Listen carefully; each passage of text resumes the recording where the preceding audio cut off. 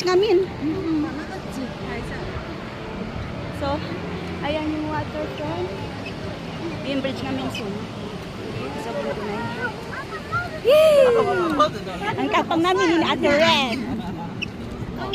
Sa wakas. Ito yung kinatatakutan ng iba. Pero ang ganda siya, guys.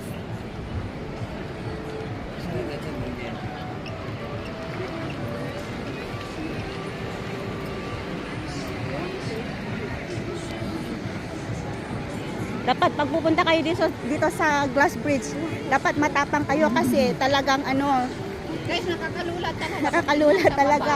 Tapos, ano, nagkuhan siya, gumagalaw.